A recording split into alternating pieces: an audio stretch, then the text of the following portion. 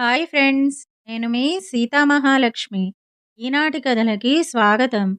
ఈరోజు మనం జంగందేవర కథ అనే చందమామ కథని చెప్పుకుందాం.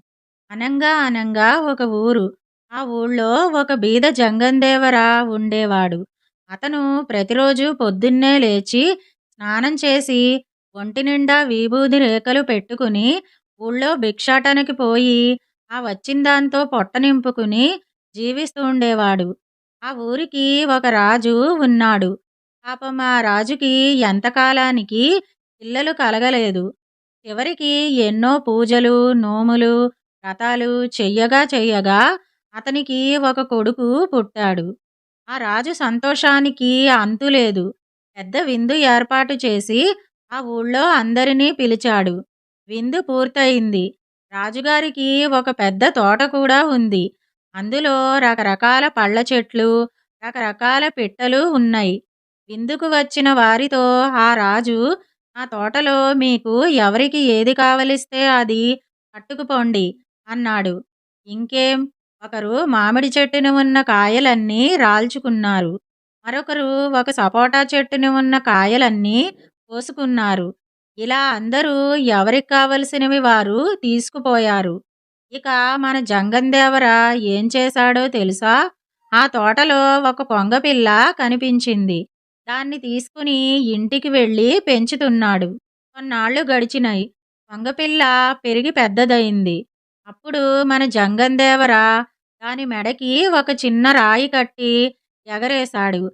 అది ఎగిరి ఎగిరి సాయంకాలానికి ఇంటికి తిరిగొచ్చింది. మర్నాడు ఇంకొంచెం పెద్ద రాయి కట్టి ఎగరేశాడు. మళ్ళీ అలాగే ఎగిరి ఎగిరి తిరిగి వచ్చింది. రోజూ ఇలాగే ఒకరోజు కంటే ఇంకో రోజు పెద్ద పెద్ద రాళ్ళు కట్టి ఎగరేస్తూ వచ్చాడు. కొంగ కూడా ఆ బరువుకు అలవాటు పడి ఆ రాతితో పాటే ఎగురుతూ సాయంకాలానికి ఇంటికి తిరిగొచ్చేది. ఆఖరికి ఒక రోజున మన జంగందేవర అనే కొంగ మీద ఎక్కి కూర్చున్నాడు. వెంటనే కొంగ రోజులాగానే ఆకాశానికి ఎగిరిపోయి తిరిగి ఇంటికి తీసుకుని వచ్చి దించింది. ఆ రోజు మొదలుకొని జంగందేవర కొంగ మీదే షికారులకి పోతూ ఉండేవాడు.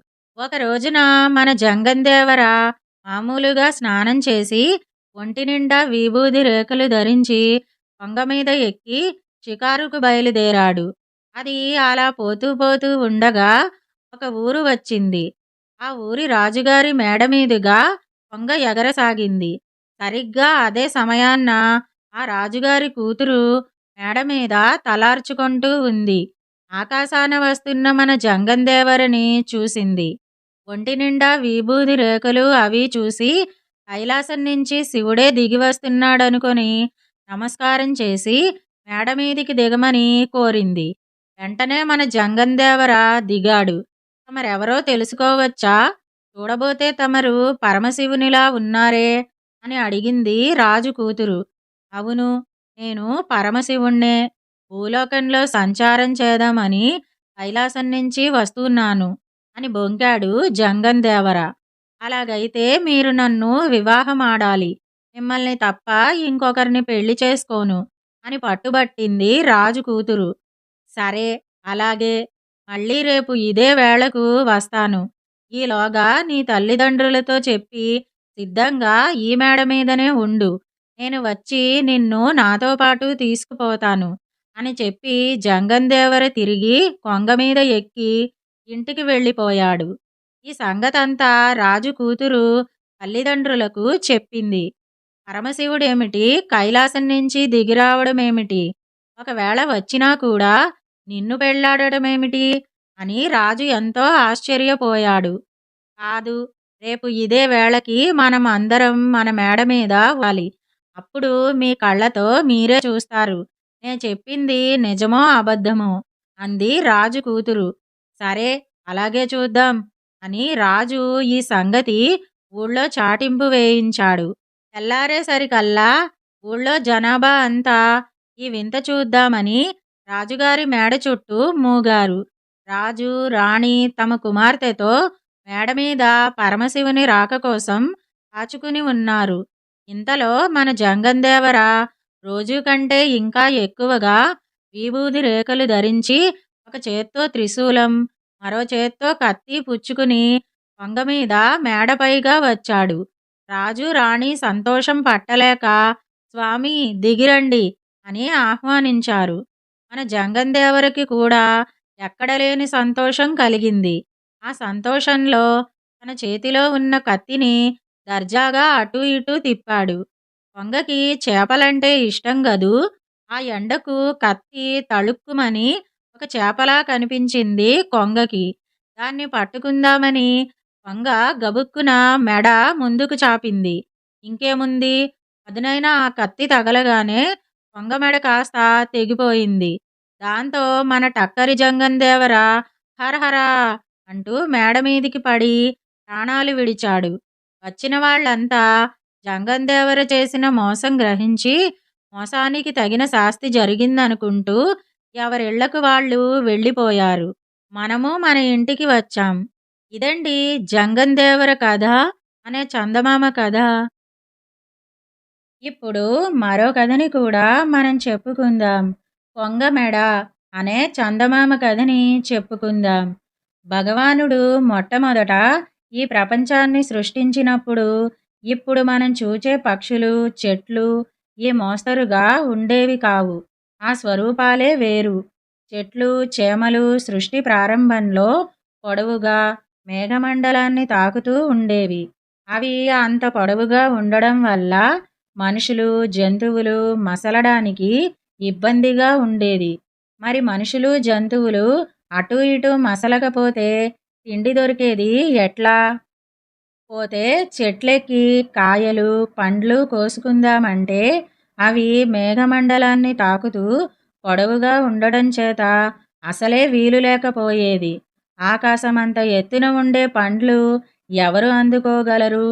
ఈ కష్టసుఖాలన్నీ కనిపెడుతూ ఉన్న భగవానుడు యోచించి బ్రహ్మదేవుడికి కబురు పంపించాడు. బ్రహ్మ, ఈ చెట్లు పొడవుగా ఉండడం చేత వాటి ఫలాలను కోసుకొని అనుభవించటానికి మనుషులకు, జంతువులకు వీలు కాకుండా ఉంది. కనుక చెట్లలో పండిన ఫలాలను భూమి మీద పడవేయటానికి తగిన సాధనం ఏదైనా నీవు ఆలోచించి వెంటనే సృష్టించవలసింది అన్నాడు. అప్పుడు బ్రహ్మదేవుడు భగవానుని ఆజ్ఞ ప్రకారం మొదట ఒక నెమలిని, తరువాత ఒక కొంగను సృష్టించాడు. సృష్టి ప్రారంభంలోనే ఈ రెండు పక్షుల మధ్య అసూయ బయలుదేరింది. కొంగ సరాసరి భగవంతుని వద్దకు వెళ్ళి, స్వామీ, నెమలి ఎంతో చక్కగాను అందంగాను ఉన్నదని లోకం అనేక విధాల మెచ్చుకుంటున్నది. లోకులు మెచ్చుకుంటున్న కొద్దీ నెమలి ఉత్సాహపడి తన అందానికి తనే మురిసిపోతున్నది. నేను చూడబోతే చిన్నదానిగా, భూమికి బెత్తడి ఎత్తున పొట్టిగా కనబడుతున్నాను. అందుచేత నన్ను ఎవళ్ళూ మెచ్చుకోలేదు సరికదా, నా వేపైనా కన్నెత్తి చూడటం లేదు. బ్రహ్మకు నా పైన ద్వేషం, ఇటువంటి పక్షపాత బుద్ధి ఎందుకు కలిగిందో ఏమిటో కనుక్కోండి అని ప్రార్థించేసరికి భగవానుడు మళ్ళీ బ్రహ్మను పిలిపించాడు. ఏమయ్యా బ్రహ్మ, నువ్వు సృష్టించిన కొంగ ఇలా గోల పెడుతున్నదేమిటి? నెమలిలాగా దాన్ని కూడా ఎందుకు అందంగా చేశావు కావు అని అడిగాడు. అప్పుడు బ్రహ్మ, స్వామి, కొంగకు ఎలా ఇష్టమైతే అలాగే దాని రూపం సవరిస్తాను. ఇప్పుడైతే మాత్రం ఏమి మించిపోయింది అంటూ కొంగను రెండు చేతుల్లోకి తీసుకుని ఒక చేత్తో దాని మెడ, రెండవ చేత్తో కాళ్ళు పట్టుకుని బాగా సాగదీయనారంభించాడు. బ్రహ్మ చేసే ఈ మరమ్మత్తుకు తట్టుకోలేక కొంచెంసేపటికే కొంగ బాబోయ్, చాలు బాబోయ్ అని గోలపెట్టింది. అప్పటినుంచి కొంగ మెడ, కాళ్ళు పొడవై లోకులందరకు స్పష్టంగా కనబడేటట్టు తయారు చేయబడింది. తన పొడవాటి మెడ చూసుకొని నెమలి కంటే ఎత్తుగా ఉన్నాను కదా అని తృప్తిపడి కొంగ మురిసిపోయింది. బ్రహ్మ చేసిన ఈ మార్పుకి భగవానుడు సంతోషించి నెమలిని పక్షులకు రాజుగాను, కొంగను మంత్రిగాను ఉండాలని నియమించాడు. ఆ తరువాత జంటలు జంటలుగా రకరకాల పక్షులను బ్రహ్మదేవుడు సృష్టించనారంభించాడు. అవన్నీ రెక్కలు టపటపా కొట్టుకుంటూ చెట్లపైకి ఎగిరి వాటికి ఉండే పండ్లను భూమి మీద పడవేయటానికి ప్రారంభించాయి. అప్పటి నుంచి ఈ ఎగిరే పక్షుల సాయం వల్ల మానవులకు, జంతువులకు తిండి సమస్య కొంతవరకు తీరింది. ఇదండి కొంగమెడ అనే చందమామ కథ. ఈ 2 కథలు గనక మీకు నచ్చినట్టయితే లైక్, షేర్, కామెంట్ చేయండి. మరిన్ని మంచి కథల కోసం మా ఛానల్‌ను సబ్స్క్రైబ్ చేసుకోండి. మళ్ళీ మరొక మంచి కథతో కలుసుకుందాం. అంతవరకు వింటూనే ఉండండి ఈనాటి కథలు.